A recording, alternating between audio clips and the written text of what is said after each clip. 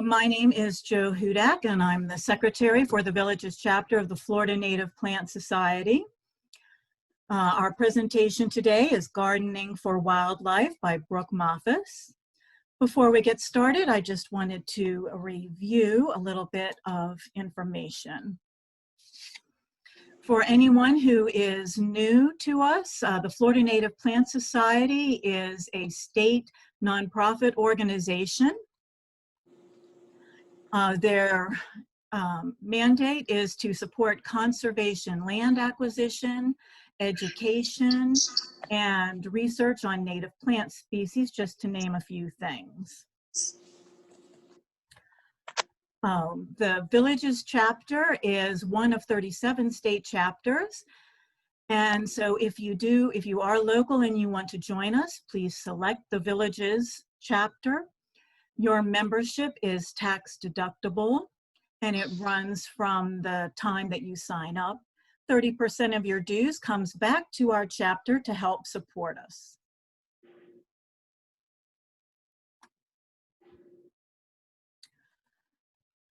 Oh, let me admit some people there.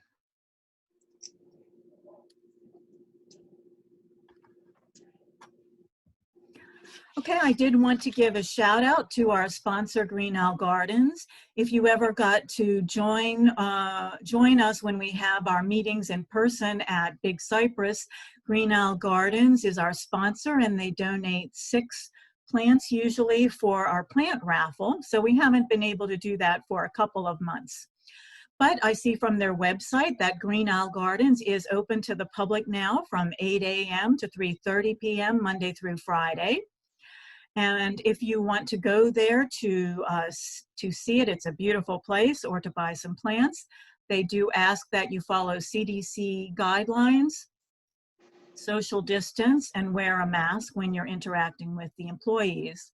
Their phone number is up on the screen there if you want to call them for more information. I wanted to throw in a shameless plug for my blog. I am up to entry number 66, so I've been doing it for over a year. The earlier entries, I talk about how I decided to convert my yard to a native yard, who I talked with about it, how I decided to do it, how I got approval from the ARC. Currently, I am talking about individual plants that are in my garden, and I give you some resources to go to if you want more information on those plants. Now, we did want to ask our membership, do you use Facebook and enjoy sharing your enthusiasm for native plants?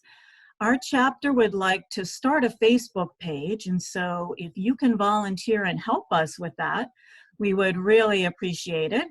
You can send an email to fnpsthevillages, all one word there, @gmail.com. We would love to get that started. Now, next month, we are having another Zoom meeting on July 24th.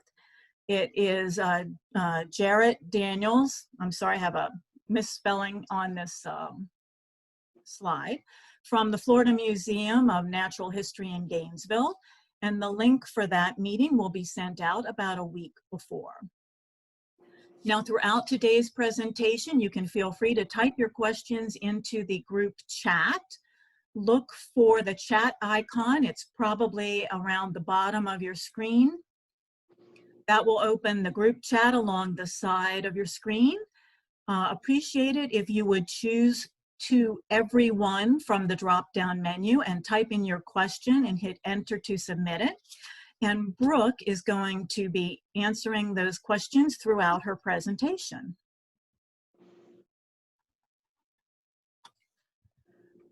With that, I will turn it over to our speaker coordinator, Julie Wheeler, to make introductions. Hi, my name is Julie Wheeler, the speaker coordinator for our chapter for the Villages Native Plant Society. And we are in for a treat today with Brooke Moffis. I met Brooke 10 years ago when she was an urban horticulture agent in Sumter County. And prior to that, she worked in the hydroponics area at the Land Pavilion in Epcot. She started her love for gardening and all things plants and nature when she was very young, because her grandfather, who she describes as being very Zen-like, introduced her for a passion for all things, all creatures great and small. She has a bachelor's degree from the Tennessee Tech and a master's in entomology, which she earned at the University of Florida. And she's currently a residential agent with the University of Florida IFAS extension in Lake County. And with that, I turn you over to Brooke and take it away. Thanks, Julie. Me. It's good to be on here. It's been a while since I've talked to your chapter, so I always look forward to meeting with native plant folks. And while we're getting everything set up to show my presentation, I just wanted to tell you a little bit about my experiences. And today you're going to be receiving, you know, not from a wildlife ecologist perspective. In a sense, yes, but as someone that's been a gardener here in Central Florida, and just so you know a little bit about me, I started out as an ornamental horticulturalist, and through education over the years, through the Florida Friendly Landscaping Program, through listening to different wildlife ecologists with the University of Florida, I now really understand, or I don't know if I really understand, but I'm starting to understand how we landscape and garden in our own yards impacts ecology, regional wide, maybe even, who knows, maybe even statewide too. So I'm coming to you from a gardener perspective. So you may have questions. I'm going to talk a little bit about gardening and landscaping for bats and birds and that type of thing. And if you get really specific into some of the questions on species, I probably am not going to know the answer. But again, if you start talking about plant materials and landscaping ideas, then I can help you out. But I am going to share with you quite a few resources too. And it looks like there's a couple more folks in the waiting room too, so.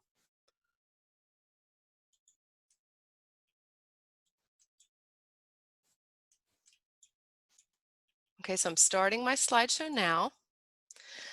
All right, so I am the commercial horticulture extension agent in Lake County, so I work mostly now with landscapers, nurserymen, and HOA boards. And Lake County Extension is a partnership between the county and between the University of Florida. So just some introductions to Zoom real quick. If this is your first time Zooming with us, congratulations, you are in the meeting, so that's great.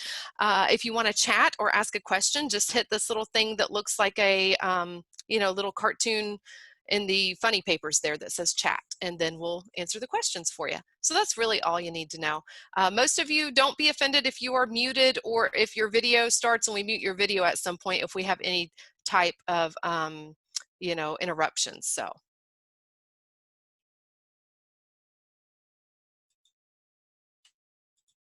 All right, so just, you all know where Lake County is, but sometimes we do these statewide presentations, and Lake County is right in the middle of the state. So I think most of you know where we are, so I'll just breeze on by that.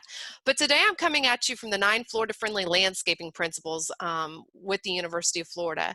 And those principles are right plant, right place, water efficiently, fertilize appropriately, using mulch, attracting wildlife, and then you see the other subjects that we have as well. But we're going to be talking about attracting wildlife today. And you guys are probably the experts at it. So I'm probably preaching to the choir with a lot of this. But here's what I'm going to be going over: the top 10 tips for success. And I based this presentation off of wildlife ecologist Mark Hostetler, who is with the University of Florida. So we're going to talk about limiting the amount of lawn, increasing your layering in the landscape and what that means, providing snags and brush piles, providing that water, planting native vegetation, how important that is, and we'll talk about things that you can do to help the birds and the bats out, and managing your pets too. So we'll talk a little bit about expanding the scale of habitat as well. All right, so limiting out the lawns. Some of the things that we can do to help wildlife right away in our home landscapes is to add islands of vegetation. Anytime you have a wildlife species, maybe it's, you know, who knows, a chipmunk or a squirrel or whatever it may be, and they have to cross this large expanse of lawn, they are now vulnerable to predation. So the more you can add islands of vegetation and the more you can connect those islands of vegetation, the better it's going to be for wildlife. Lawn, actually in our publication it says lawn is almost like concrete. Not quite, but it's almost like concrete as far as wildlife ecology is concerned. It really does not attract a lot of beneficial insects and a lot of biodiversity. So the more we can mix up our plant species and plant lots of plant species with varying heights, varying textures, varying flower color, the more it's going to help out our wildlife. So just plant more flowers, do more landscape beds, and try to connect them. So you can always group your islands together too. And you just see a couple examples here. Perhaps if they connected this larger island of saw palmetto with this tree here and planted some lower growing shrubs or maybe some small tree, they could attract even more. You could replace some of the lawn with ground covers, flowering ground covers, and you could do this, you know, as part of your lawn, or you could do it as a ground cover in your landscape bed. This one is Mimosa strigolosa. I think most of you probably know it, but I have really enjoyed you know, using this as a lawn in my home landscape. And I have it mixed with bahia, and it performs quite well. And my children love to catch the dragonflies that love on it, and they land on it, and the other pollinators, and the rabbits as well that will feed on the flower heads. So if you have a larger piece of property and you can let your property go a little bit, or maybe just a small corner of your property, if you could simply just let your yard or landscape return to nature, you are going to bring in lots of different types of wildlife. The first thing you're going to get that will come in will be your taller grasses, and then after that you may get some quick growing shrubs, and then after that you'll get trees eventually if you can let a small area of your yard simply return to nature. The big thing that you're going to have to do though, and the struggle with letting your yard return to nature, is that you are now going to have to combat those invasive species, and that can be easier said than done. But I encourage any of you that have large acreage or a larger yard, or they don't live in a you know, HOA, to consider letting sections of your yard return to nature.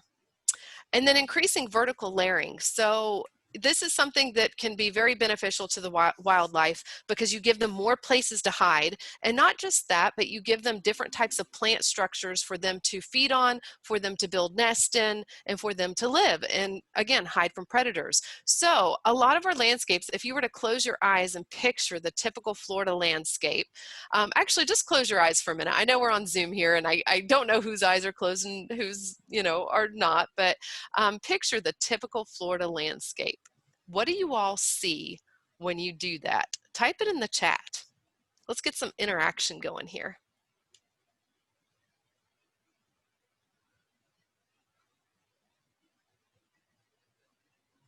And I'm trying to get to my chat, but I'm having trouble. All right, so some of the things that you may be thinking of is a large expanse of lawn with one large oak tree, right? And maybe you have the perimeter of shrubs that go around your front door and your driveway, and that's about it. Those landscapes do very little to attract wildlife. So we really have to increase the amount of layering, increase the amount of diversity. So, and you can see some good examples of that. They've got some turf grass growing here, but then they have some low growing ground cover with probably some type of native shrub that then goes up into the tree canopy. So you're just going to attract a lot more diverse wildlife. And then also choosing your plants correctly can really help you attract a lot of wildlife. There are certain trees like oaks and hickories and red maples that a lot of caterpillars can feed on that then attract other animals. So vary those heights. And I wanted to show you a community that I thought was really, really cool. This is actually in Gainesville, and it's the community of Madera. And what I loved about Madera is this community looked like it was just plopped down in the middle of the forest, and it actually truly was. So they built these houses on stem wall construction, and they did as little grading to the land as possible. I mean, they did of course have to clear the land where the footprint of the house is, But for the most part, they left this as a very natural community. Now, you know, they did clear out, it looks like, all of the underbrush type plantings, and they planted, it looks like, some type of Florida friendly plant down here. But you can see this large tree canopy overhead. And I thought, you know, is this kind of development going to fly? I mean, because I loved it. I actually wanted to get a job in Gainesville, and I wanted to move, and I wanted to live in this community. So I talked to the developer that was meeting with us, and I said, you know, how much do these houses retail for? And he said, oh, they start out at about 450,000. And I thought, well, I'm out. That's it for me. I'm not going to live in the Madera community. But, you know, these houses are keeping their property value. If anything, they have an increased property value because they have all these mature trees around it. So I just love the thought process that the developer went through to create this beautiful neighborhood and development. They had a lot of natural swell areas and very naturalized areas. So it really felt like when you were walking down the street that you were walking through the woods, because you were. So I started looking at their landscape design and maintenance requirements. And in the community of Madera, they have 3 different types of landscapes that you can have. They have what they call the #1 landscape, which is planned placement of plants with the use of limited amounts of turf grass. No hedges that require box trimming. The grass must be trimmed an edge on the walk and drive. Non-invasive plants only to be used, and they did specify an informal layout, which I thought was very, very clever. Sometimes with native plants, we try to put them in these beds with these strong geometry, and unless it's done very thoughtfully, it can look odd. So I think a naturalized, you know, and beauty's in the eye of the beholder, but I think if you have a naturalized landscape, it's going to lean a lot more to native plants and just kind of a more cohesive look overall. But we can also use native plants in a highly maintained landscape, as you all know, to an extent. All right, so another type of landscape they had is a natural landscape which has been cleared of underbrush only. So the primary ground cover is mulch or drought hardy ground cover plant materials.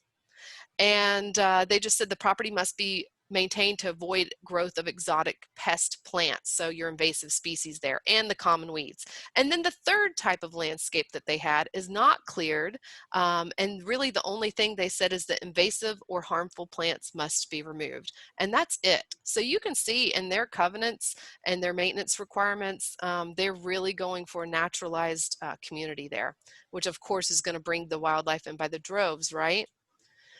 All right, so some other things that you can do, and I just wanted to check the chat again. I'm not able to see the chat for some reason, so I'm hoping that our host can. But another thing that you can do is you can provide snags and brush piles. You know, anytime a tree needs to be removed, I try to talk the homeowner into cutting that tree off at about 12 to 15 foot and just letting it decompose in the landscape. And people say, oh my goodness, that's so ugly, or my HOA will never allow it. But they could be landscaped around and they could be used as a feature and still look attractive. So I think the picture in the top left, I want to lay in this hammock right now. Well, maybe not right now, it's too hot right now, but in the morning hours in Florida, I would like to lay in that hammock. But look how they have these wildflowers, this really cool hammock, and then that snag in the right of the picture. And I think that snag adds a lot of structure and a lot of visual interest. And by providing that snag, what are we bringing in? We're bringing in the insects to help decompose it. And then what do the insects bring in? The birds are coming in to now feed on the insects. So insects are at the bottom or towards the bottom of the trophic levels for wildlife. And so you want a landscape that brings in the bugs. So it's very opposite of what most people think with landscaping. You actually want to attract some of those little critters. All right, so try to leave the snags if at all possible. You could even, you know, leave a downed tree horizontally, and you're still going to bring in a lot of insects and potential wildlife. And again, you can do this very thoughtfully and make it look very beautiful. Now here is actually one of the large theme parks, and I like to go to the theme parks to get ideas for landscaping. And you can see that they have piles of rock. So I guess you could kind of say this was a brush pile.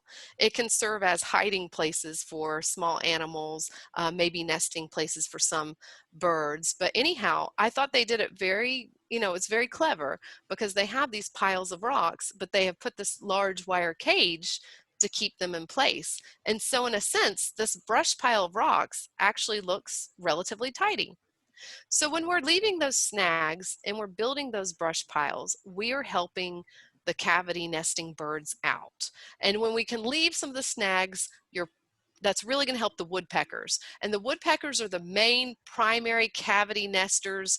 They are the ones that are really going to burrow out that hole so all of these secondary nesters can come in. So owls are not burrowing, chickadees are not burrowing, neither are bluebirds, but they will all live in cavities. So by keeping the woodpecker around, we are helping out all these other secondary species, which, I enjoy viewing and have quite a few of these species in my own home yard.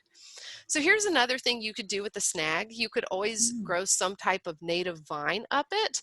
I always think of coral honeysuckle as a very beautiful native vine that's delicate enough that I think that we could do this. So consider leaving them and again, truly making them part of your landscape. Another thing that one of my master gardeners did, and she lived in Bushnell area, and she had a lot of acreage. She had horses, cows, that type of thing. But one of the things she did is whenever a tree branch fell in her yard from one of her live oaks, she would use it as a border for her landscape beds. And I thought it was absolutely enchanting. Another thing about these live oak pieces is that she had a lot of resurrection fern growing on them. So what does resurrection fern do? It withers away when we're dry, but then when we get into a rainy period, it starts to grow again. And I just thought it was absolutely gorgeous. It looked like you were walking into a fairy tale because every time it rained, you had fern growing all along your landscape border.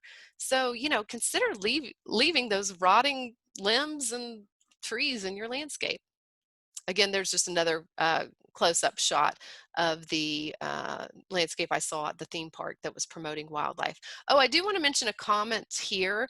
These butterfly roosting boxes, butterflies are not going to go into that little slit to roost. I hate to tell you all that. If you have one, you really just have these butterfly roosting houses for decoration.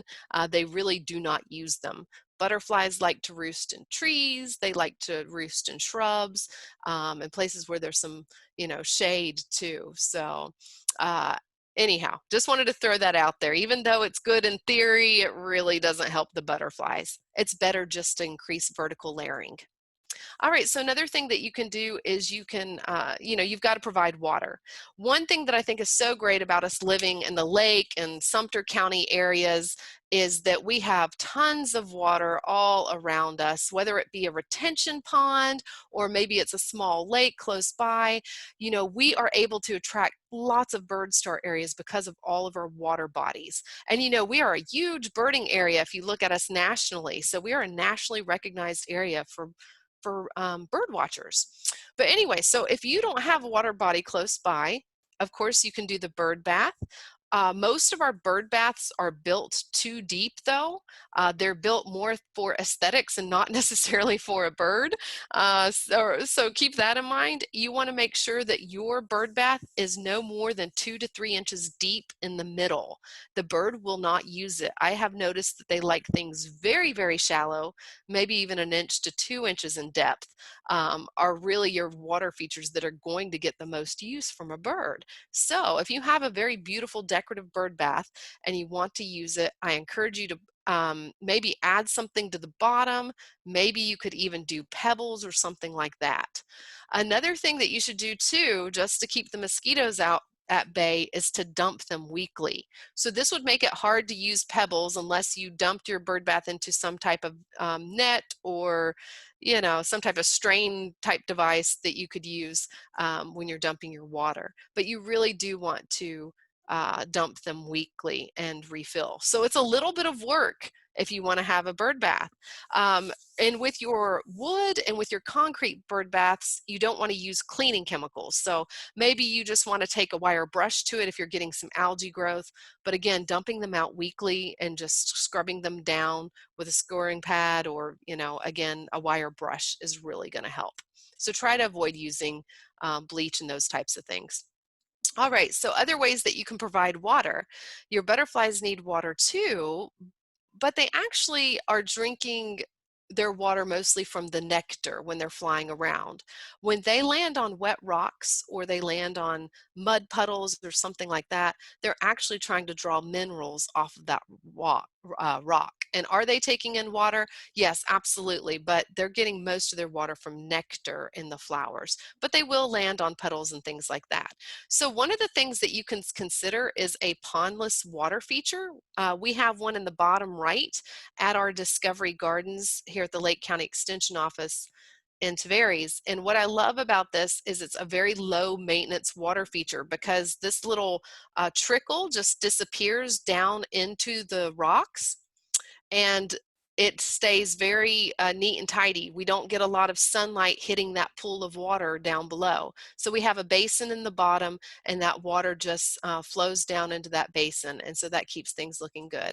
Okay, I can see the chat. I don't know why, but all of a sudden I can see the chat. So let me go through and see if there are any questions. Okay, so Linda says, you can grow hostas here in Florida. No, Linda, I grabbed that picture from somebody else. That was not my master gardener's yard. Unfortunately, I didn't take a picture of her yard, but I need to get in touch with her and see if I could do that.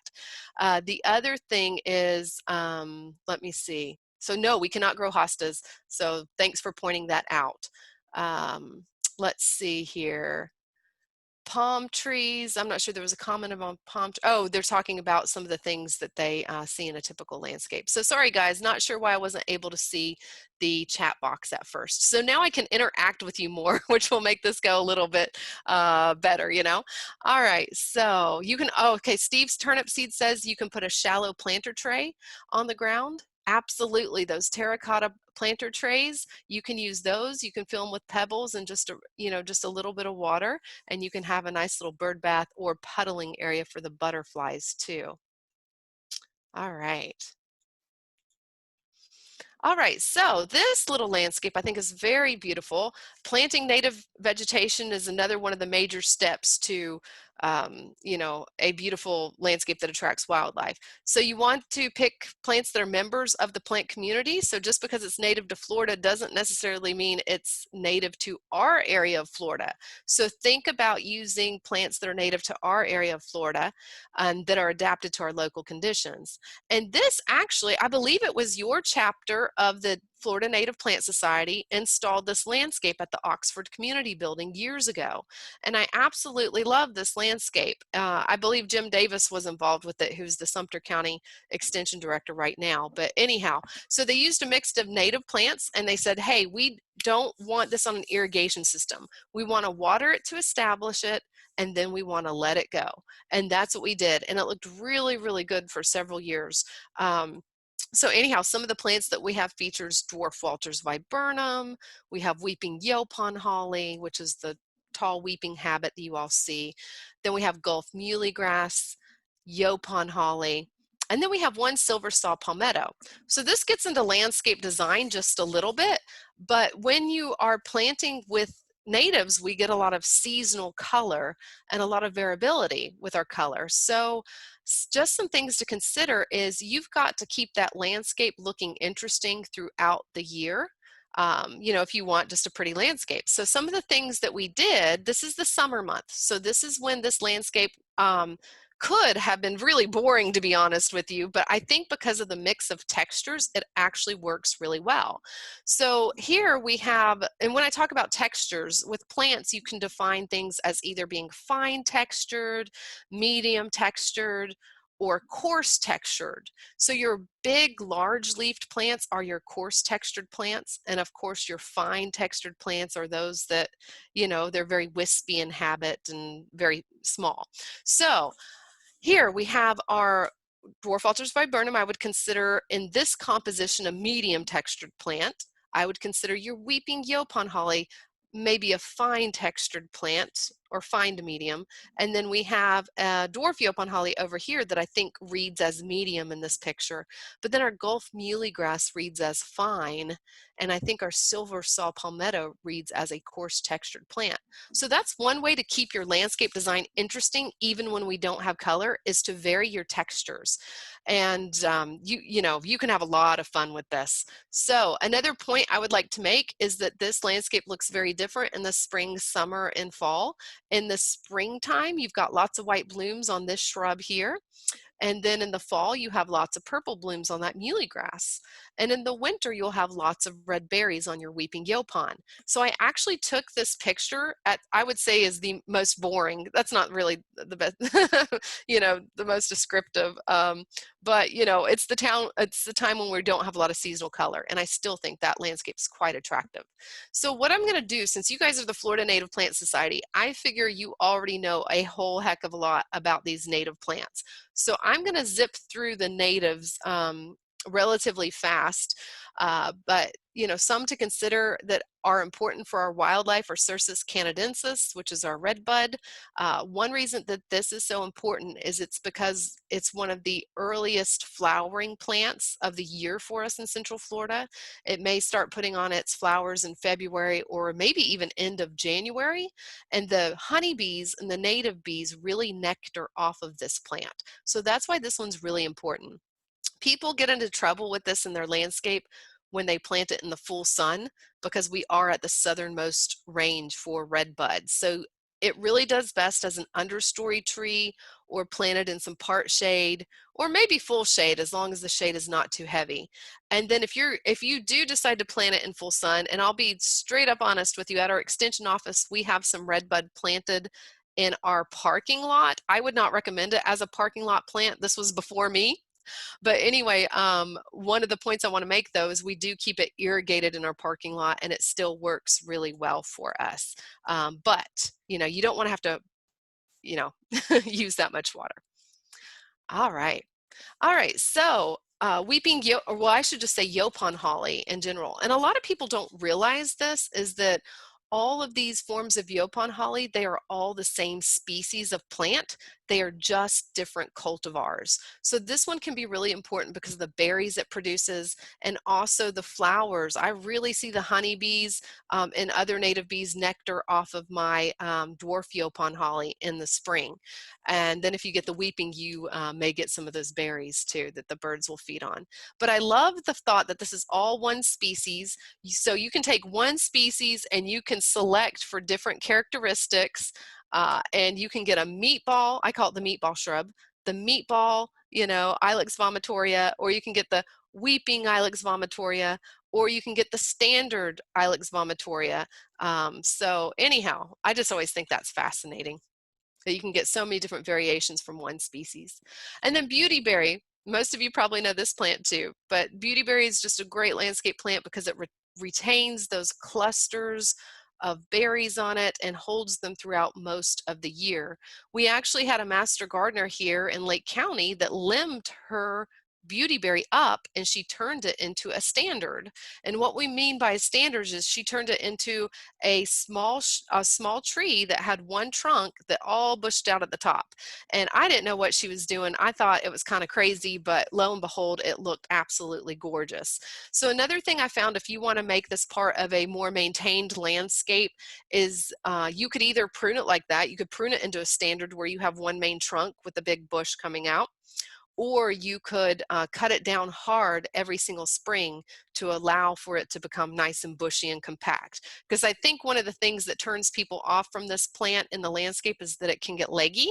So a couple options are just to prune it back hard every, very early spring. Or if it's really leggy, you could plant wildflowers along the base of it to kind of hide those leggy stems.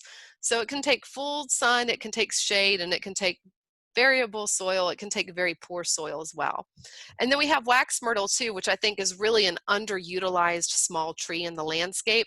I'm actually working with the city of Mineola right now, and we're doing some exciting things. They're asking for input, and they want to grow a lot of native plant species in this area to help wildlife habitat out, because that area is just growing. Oh, wow. It's just growing so fast, like much of Central Florida.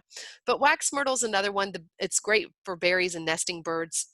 Best to keep it away from buildings, though, because it can be a highly flammable plant. So, note to self, keep it out away from the building just in case.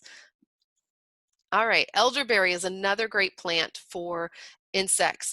When we have a disturbed site, it's one of the first plants to actually come in. It can spread very easily by the seed from the birds dispersing it. But one of the other things, yes, the berries are great for birds to feed on, but one of the best things about this plant is it has a hollow or I don't know if it's actually a hollow pith, a chambered pith. What the heck is a pith? Well, a pith is the very center of this plant. So if you were to cut this plant in half, you would see lots of little chambers in there.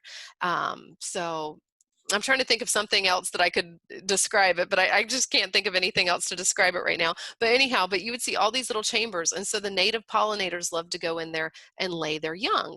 So if you have some elderberry and it dies out in your landscape, or you have some that you want to trim off, leave any of those dead twigs and sticks, because those pollinators will use them.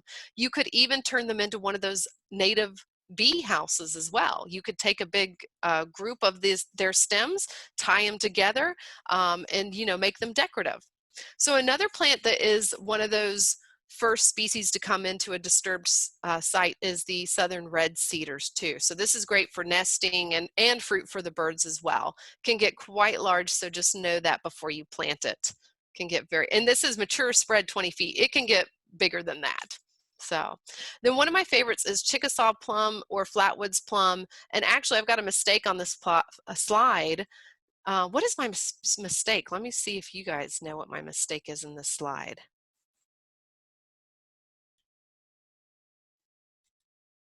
So they are actually two different species. So Chickasaw plum, I believe, is Prunus angustifolia. So this was something that I just recently learned, is I was always using it interchangeably like it was the same species, and I believe they're two different species now. All right, so one reason this one is important is because it does produce that plum that a lot of wildlife will feed on, and that also produces the white berries in the spring. But I think even if your neighbors weren't keen on the idea of you attracting wildlife, if you stuck this plant in your yard, they're just going to love the beautiful white blooms and its beautiful habit. And so you'll get no complaints out of your neighbor with this one. Very drought tolerant too. And then fringe tree, this is very slow growing. So I tell people if you want to plant a fringe tree, to plant the largest one that you can purchase. So I'm helping the nursery growers out there a little, but I'm also trying to help you guys out as well, because it is a very slow grower. There's one in Venetian Gardens, and every spring it gets these long white panicles of blooms, and it's absolutely gorgeous. And although it will work in a part shade type environment, I see a lot more blooms on it in the full sun. So Steve is saying that Flatwoods plum is Prunus umbellata. Thank you, Steve. Yes, I appreciate that. And then someone else is saying too that they have Flatwoods plum trees in their yard. Yeah, I love that one. Very beautiful. We had one in Discovery Gardens for about 20 years. They are short-lived though, I must tell you. So when I say short-lived, 20 years. So it seems like a long time for us, but for a tree that can be kind of short-lived. Another one to grow, of course, is our state tree, which is not a tree at all. It is the Sabal palm, so it's a monocot. It's more closely related to a grass species, but it is on our state seal, and it is also on the South Carolina state flag. So what does the South Carolina state flag have on it? Well, of course, it has a Sabal palm. What else? It's blue and it has that sickle-shaped moon on it. So here's a little story. Don't know how true it is, but I'm going to tell you all because I think it's kind of interesting. The reason why the saw palmetto is on the South Carolina state flag is because during the Revolutionary War in South Georgia and South Carolina, they were starting to build their forts out of wood, or they were starting to use brick. So the story behind this is that the earthen forts and the forts that were made out of saw palmetto trunks and earth withstood the cannonball fire better than the forts that were made out of wood and brick type materials. And so South Carolina felt so indebted to this plant that they put it on their state flag.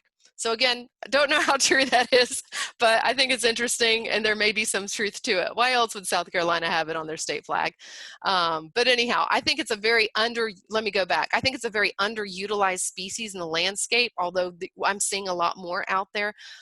Some of the things that are beneficial is it can be a good hiding place for some of our critters, and then also you get these big panicles of blooms, and then you also get the berries off of them too. So it's a fabulous palm to use. Very cold tolerant as well, which is why it will grow up into South Carolina. All right, so another palm species is the silver saw palmetto. You can get the cultivar, the silver one, and I think it's very striking in the landscape. It has that coarse texture and this nice sea green foliage that, you know, retains that foliage throughout the year. So the black fruit on it is used by mammals and birds. It'll take a sun to part shade environment. It can get 8 foot tall, and it can actually get taller than that, and it can get very, very wide. It does have petioles that are armed, so it has these spiky petioles, so you've got to be careful working around it. The other thing I will tell you from experience that I have learned is that once you plant a saw palmetto in your landscape, you are probably never going to be able to move it once it establishes. I know that by experience. Jim Davis and I, who again is the Sumter County County Extension Director right now, but we used to work as horticulture agents together. We planted a bunch of silver saw palmetto, and then a few years later, we wanted to put a path in. And this is our demonstration garden down in Bushnell. So anyhow, we wanted to move the silver saw palmetto. We dug and dug and dug, and we put a chain around these things and tried to pull them out with Jim's truck, and we could not move them. Their root system is very, very fibrous, lots of small, fine roots, and we gave up. And so we ended up doing the path around the silver saw palmetto and just, you know, forgot about trying to remove them. It was going to be way too much work, more work than what we wanted to put into it. So just know once you plant it, it's going to be hard to move.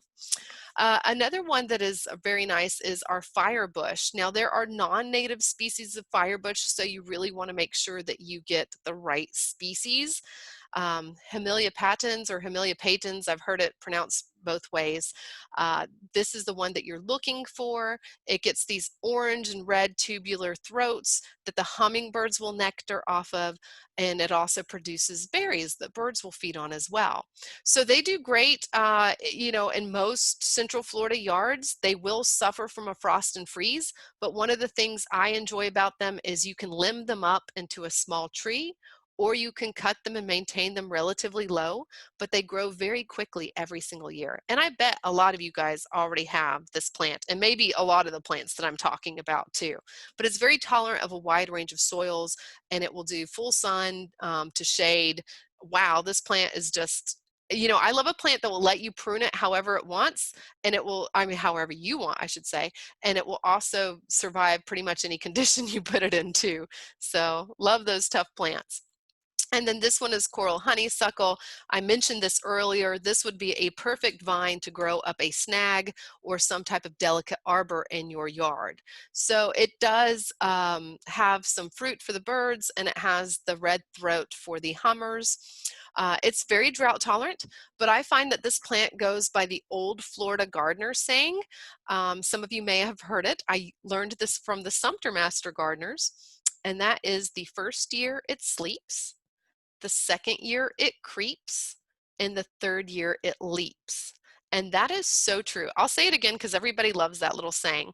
The first year it sleeps, the second year it creeps, the third year it leaps. So you will have to be patient because it will take a couple years to get going, and by that third, fourth year, it's growing beautifully for you. All right, and then some of our wildflowers, and then I'll move on to some of the other principles for landscaping for wildlife. But Gaillardia, our blanket flower, wow, the variety you can get from this. I think some of the issues we can have for where it looking kind of puny in the landscape is when we try to push this annual and turn it into a perennial. It is a true annual. It goes from a seed to a plant to a flower to a seed within its growing season. which is less than a year's time. And sometimes you can really trim that plant back and you can get it to grow as a perennial. But I like to let it reseed, and I like to pull the mother plant out when she is starting to look pitiful. She wants to be put out of her misery, so I'll put her out of her misery, and she's reseeded by that time. So I like to let her seedlings come up. And another thing I learned about landscaping with native wildflowers is, and wildflowers in general, is that you need to use a very fine mulch so that they will reseed for you, so that you get that meadow type habit. So you can use a fine pine straw mulch or a very fine pine bark mulch and do a light layer so that you get the reseeding. I think so often in our landscapes with native plants, we try to treat them like a traditional landscape, and we don't think about these things moving in our landscape, and we also try to maybe even, you know, retain them too much. And we'll use things like thick layers of mulch where the seed, you know, cannot hit the soil. So anyhow, just a little note to self there if you want your wildflowers to spread. All right, and then sunshine mimosa, I mentioned this one is already. Love this plant. It can actually fix nitrogen, so it can help supply nitrogen. I like to use it around some of my edible plants. So where I have pineapple and my kumquat tree, I have sunshine mimosa growing underneath. So, but anyhow, it has a very fast growth rate. But one thing I have found is there is a critical time to plant it. And that is, you really need to plant it when the day length is increasing. I have tried planting it in the fall, I've tried planting it in the spring and in the summer, and I had trouble keeping it watered enough to establish during the summer. But and I killed a bunch of it planting it in the fall. I just could not get it to take. So, and again, this is not research-based information. This is just my experience with planting it. And who knows, the years can be highly variable. But I planted it in the spring and hardly had to water the thing, and it just took off. And now my whole lawn is a very nice mix of bahia and mimosa, which is what I intended. So I am seeing some comments coming in, so let me just address those again. All right, so, okay, one of the comments was on the saw palmetto. If you cut it down, does it grow back? Yeah, it will. The heart of that palm is down low towards the ground, so as long as you don't cut into the very low crown of the plant, then it will come back for you. And then it says, coral honeysuckle grows beautifully on her trellis. She follows Steve's advice and cuts it back to the ground in December, and it's back by February. Okay, so you cut it back and it just keeps going each year.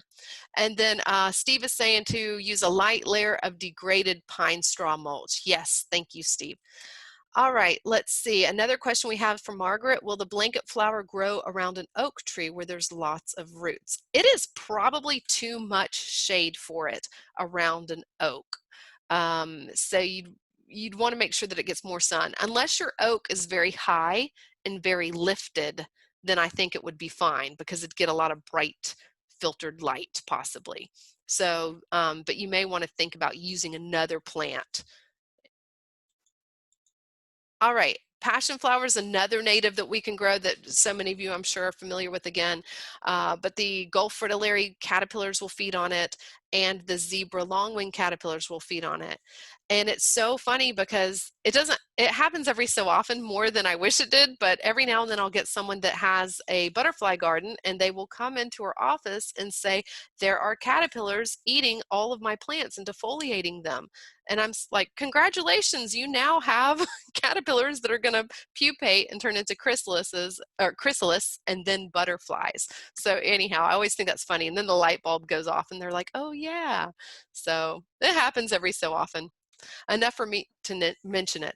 So there are some, yes. There was a question about the mimosa. Okay, sure. I don't see it, so what was the question? Do you find mimosa smoothers other than plant tree roots? I'm not. Smothers? Smoothers is in quotes. Oh, maybe it's smothers. Yeah. Other plant tree roots. No, I think it's, you know, from my experience, I think it's great for other plants to be planted in and around it. So, because I think it does fix that nitrogen. I have not had an issue with that. You know, you may just want to keep from organic material building up over time. You may just want to make sure that it's off any exposed roots, which I know if you have a good stand of sunshine mimosa, you know, that can be kind of difficult, but I would keep it off of all the exposed roots just so that you don't get like organic material building up that could lead to possibly some rotting or decay with the tree. So I would just keep an eye on that. But I think if the roots are underground and you've got mimosa on top, it's fine. All right, so and you know what, will tell you when everything else in my landscape looks parched and it's really, really dry, mimosa's rocking and rolling. So anyhow, love that plant.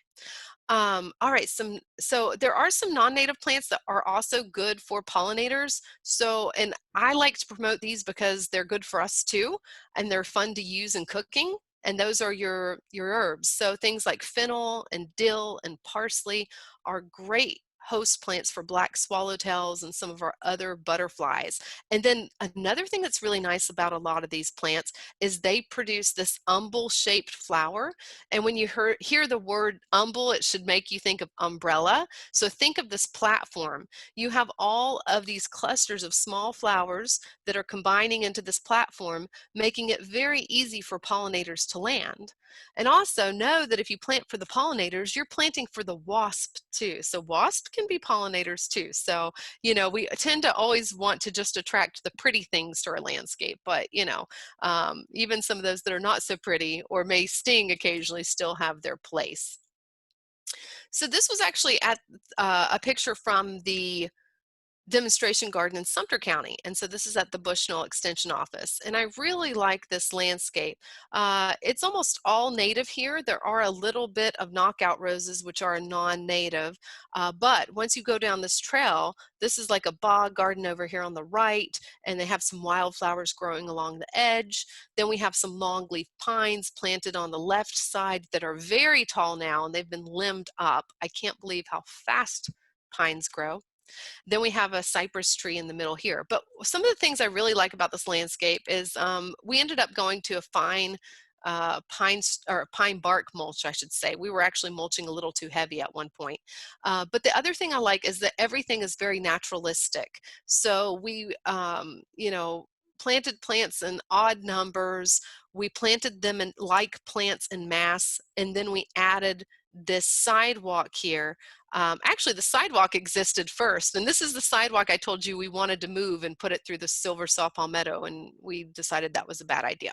But anyhow, but I like it because the path is irregular. It's not a perfect circle. It's not square. It's not geometric. So it's like this wandering path that goes to the native plants, and then it's made out of this really irregular rock that you see here, which is like a flagstone type rock. What's another rock that we have in abundance here in Central Florida? Feel free to chime in. Some of the river rocks that I'm used to from, you know, working in landscaping in Southeast Tennessee and Atlanta area, we had lots of river rock that we used because there's a lots of river rock there. So what's our most abundant rock? Suggest limestone. Limestone, yes. And you know what? When I first moved down here, I was like, what are people doing landscaping with limestone? This is ugly. But now that I've been here for a while, and I've planted more with natives and just, you know, went swimming in the springs and hiking around Central Florida, I now love limestone. And limestone is so fascinating because you see all of these little sea creatures that have been fossilized in it. So if you ever want to get a kid engaged in natural systems, all you have to do is show them a big piece of limestone and they will have a field day. Hand them a magnifying glass and a big piece of limestone and they will show you all the different fossils in it. So anyhow, now I really enjoy limestone, and I think that it can be very beautiful in a landscape, just one lone limestone rock, or maybe a crop, an outcropping of limestone, you know, maybe a grouping of limestone rocks there. So anyhow, all right, so I can talk forever about landscaping and plants, and oh my goodness, I am almost to the end already. All right, but let me talk to you a little bit about other things we can do. So we can help our cavity nesters out, again, by leaving those snags. But if we live in an HOA, where we can't have a snag, hopefully you can have birdhouses, or at least one birdhouse. I know that some of them can say you can't have more than so many birdhouses. They can really help our cavity nesters with all of our habitat lost. Hummingbird feeders, you can use those too. I forgot to mention that earlier.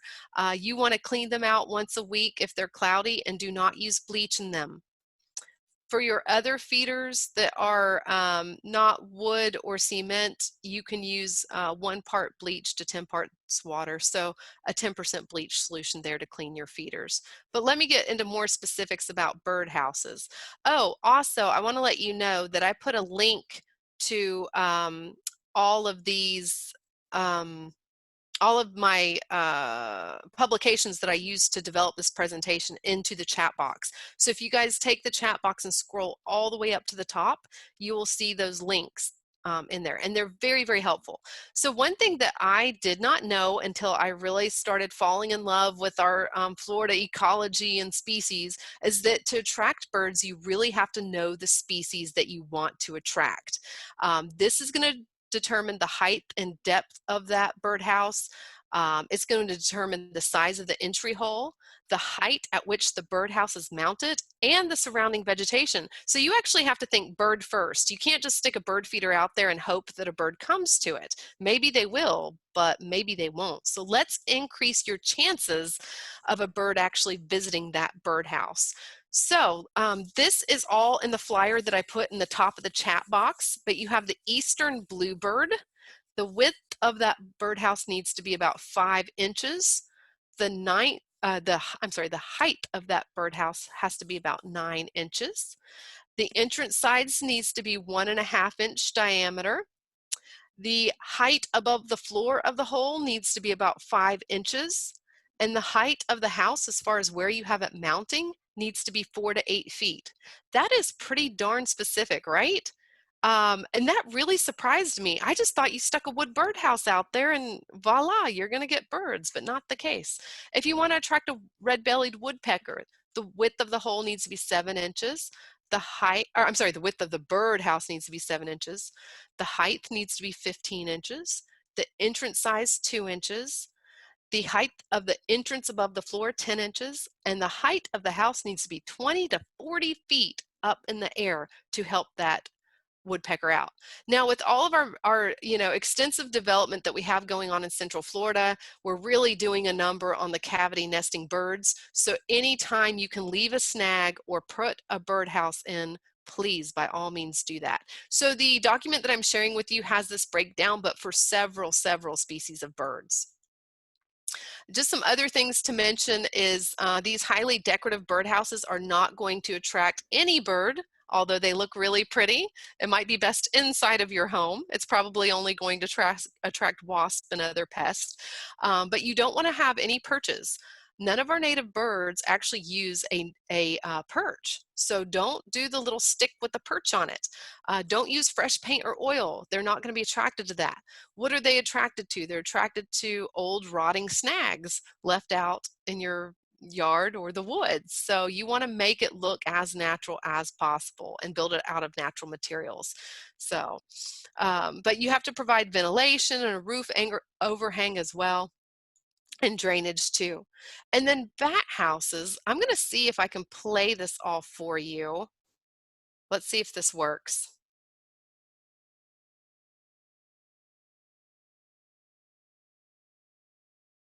Can you all see this?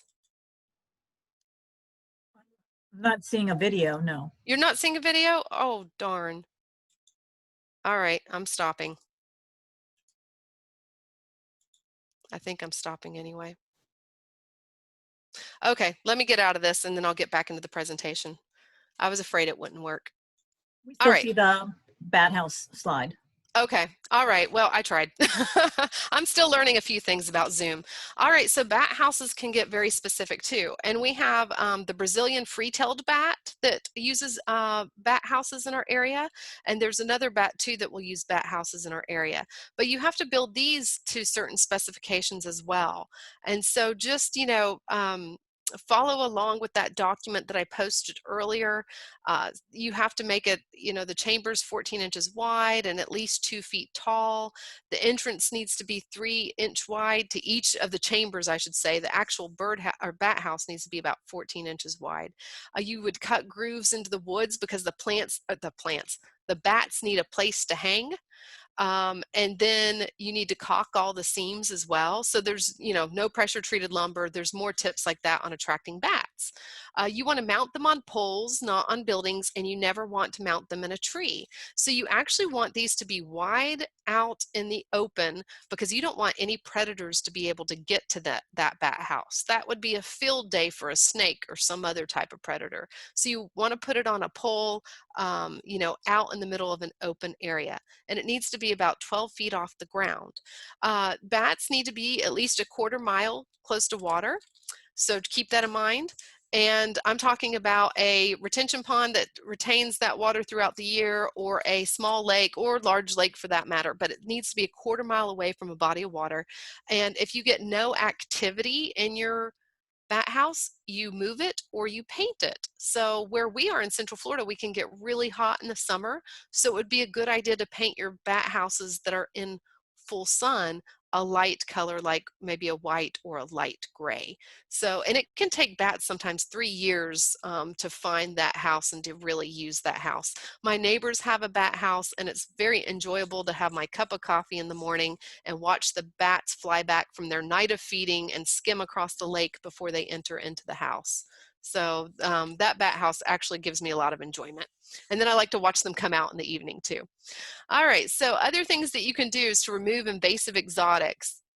And invasive exotics, I actually read in this Landscaping for Wildlife publication that invasive exotics actually destroy more habitat, native wildlife habitat, every year than development does. And when I heard that, I was very, very shocked. I actually had to read it because I didn't believe it at first. So your invasive exotics can take over natural habitats. And this is one of the poster child species for invasive exotics. Who knows what it is?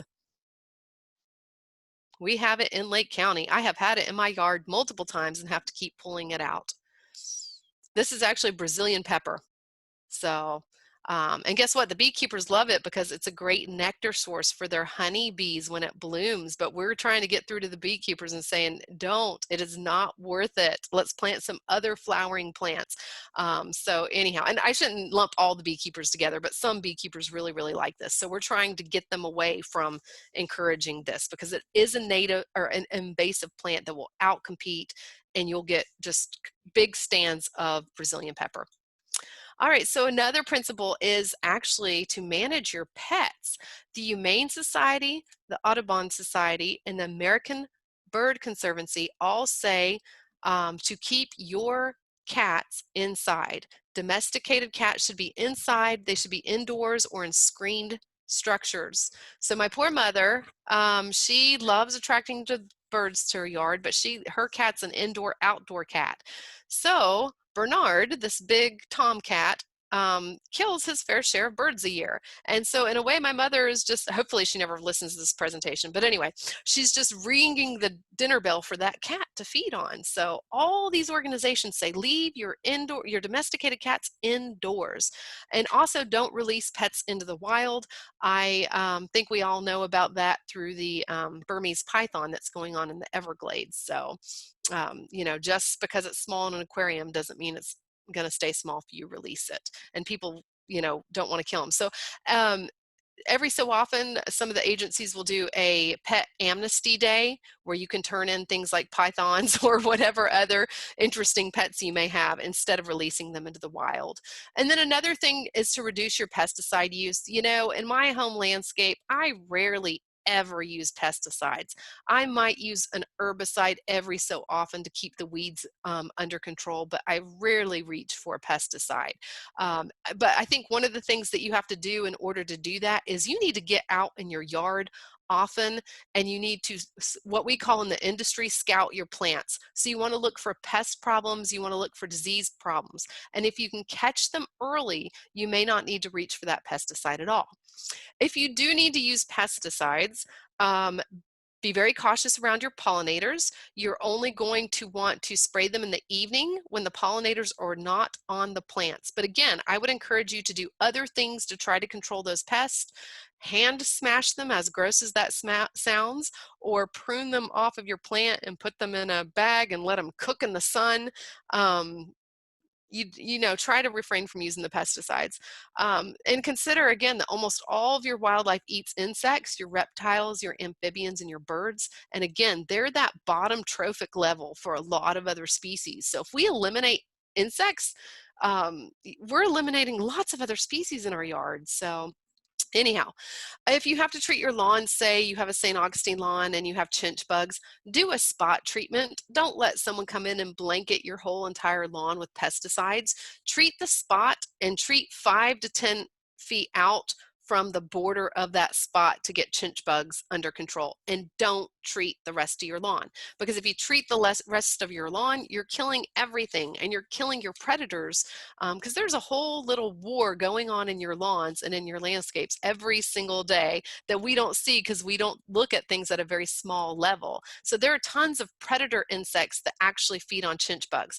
And one way that you could possibly encourage some of these predator insects is to plant some of your native wildflowers or some other plants that offer a lot of protein in their pollen, like pepper plants, and that can sometimes keep some of those predators around too. So plant lots of wildflowers, lots of diversity, and that will probably help keep some of your pest problems at bay. And again, another thing we can do is, if we need to reach for a pesticide, reach for a targeted pesticide. This one, for instance, is BT, caterpillar control here. Now, it's going to be very safe for all other insects pretty much, except for your butterflies. So are you going to want to spray this in a butterfly garden? Absolutely not. But do you have caterpillars defoliating corn? If you're growing corn, for instance, then yeah, you could use it there. So anyhow, but just be very thoughtful with pesticides. And this is one of our master gardeners, and he's actually scouting some knockout roses. So, and by scouting, we mean flipping over the new growth, looking at the old growth, looking for any types of pest. Then the other thing, and the last thing I'm going to leave you on, is expanding the scale of your habitat. So the more you can work with your neighbors and get them to landscape for wildlife, the better chances you're going to have for attracting wildlife too.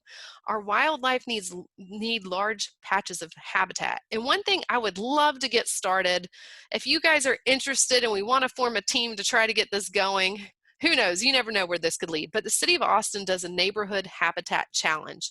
And they actually have where they've asked residents to, or maybe it's even in their covenants, I'm not sure, to, you know, the last 10 feet of their yard or 20 feet of their yard, let it return to nature. And they did this wandering path in this one neighborhood.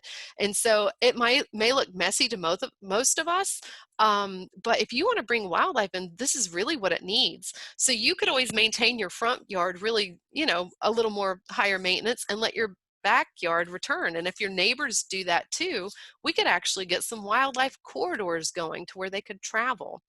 And also another thought is, the larger the species, the larger the habitat. So if you want red-tailed hawks, they're going to use a whole entire neighborhood as their habitat.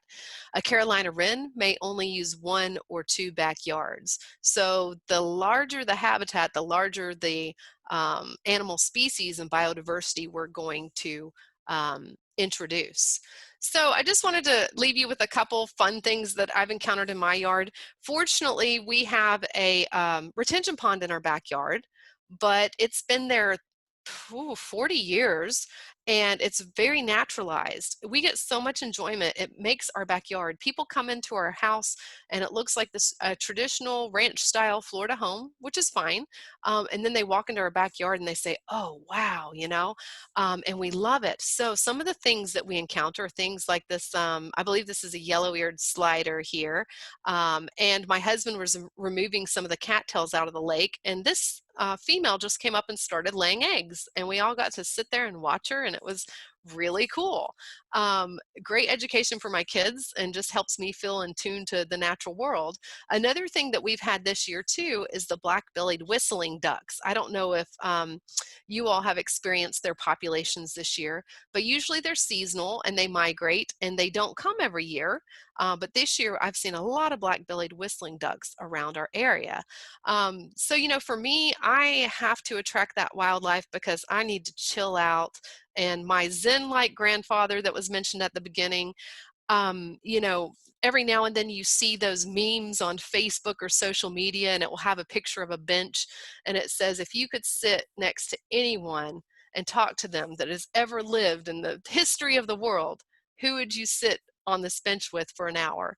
And I always think of my grandfather, because I know that the two of us could sit there and we could just look and watch nature, take it all in, and we wouldn't have to say a word. I wouldn't even have to talk to him. We would just have a great time for that hour. So anyhow, these are the things that bring me enjoyment in life, is getting in touch in the natural world. But this is my contact information if you'd like to get in touch with me. Again, I now work mostly with landscapers and nurserymen, but I do talks like this for civic clubs. And if you have any questions, let's open that chat up again. I know I've been talking for a little while here. He says those whistling ducks, we could see them on Lake Sumter. Really? Oh, they're so cute, and they make that cute little whistling noise. Of course, that's why they're called that. But where we can sometimes, we really need to study species too, because some species need to migrate, and really those black-bellied whistling ducks, from my understanding, actually need to migrate. And I think if people feed them too much, they won't migrate. So, it gets more involved than that, and you really need to know about the species that are frequenting your yard. And like I said, you really need to know what you want to attract too, so that you can, increase your chances of attracting those types of species. So, and I see a hand is raised. Julie's raised her hand, it looks like.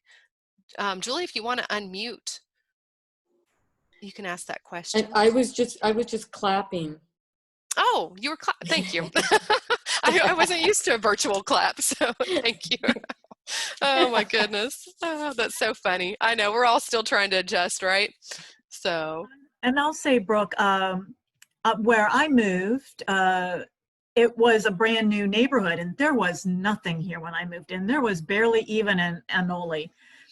And it's now been 3 years and 2 years since I had my native yard, and I just can't believe how much more wildlife has come to it, the birds and the little animals. It really is like the movie, The Field of Dreams, where they tell Kevin Costner, he hears the whisper, if you build it, they will come. It is so like that when we're landscaping for wildlife. And I just, one thing that I want to do, and I can't ever let my neighbors get a hold of this or they'll know my master plan, but I want to start growing some of the more unusual oaks and hickory trees. I just think they're beautiful anyway.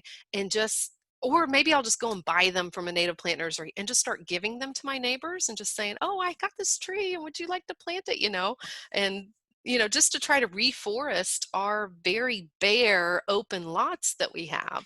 I just think it's nuts that we take down so many trees. So anyway, but that's another story, right? But so anyway, so that's my master plan, is to go around and, either purchase these trees or grow these trees from acorns or seedlings and take them around the neighborhood and just say, hey, would you like to have a hickory tree? And I bet you a lot of people would. So anyhow. Hey, well, thank you so much. It was a wonderful presentation. Oh, you're welcome. You're welcome. And I see Elizabeth has raised her hand. Yes, I have a problem. Okay. In that I put up a bluebird house when I first moved in. 15 minutes later, I had bluebirds. And I had bluebirds for 6 years. Mm-hmm. Now I have house sparrows. Ooh. They argued over the box this spring, and the house sparrows won. So what can I do? Do you know anything? Do you know anybody I could contact? Actually, I'm going to ask you all if you know anyone, because remember how I was saying I'm not a wildlife ecologist. So if you start asking me specific questions, I'm not going to know really, because I'm just coming to it from a gardening perspective. I wonder if our Ocklawaha Audubon Society would be a good contact. Elizabeth, if I could get your email, I can email you the information. Can you type your email into the chat box? Oh, sure. Yeah, and then I will email you their information. I'm making some connections with our local Audubon Society. Chat, you could choose to Brooke instead of to everyone if you didn't want everyone Right. to Oh, have it. yeah. Or you can just email me. My email's right here. I forgot about that. burnb48@ufl.edu. Okay, Steve says, please manage your birdhouses. Bluebird Trail maintenance folks clean out sparrow nest. Yeah, I Julie, clean it out every year, but do ya? Julie oh says, what yeah. worked for me is when she saw house sparrows building nesting materials, she cleaned it every day until they left. Ah, Yeah, so getting out there and making it hard for them to build that nest. yeah. Okay. Oh, Nina called me Brooke Appleseed. I haven't heard that one, but maybe that is what I'm doing. Oh, that's funny.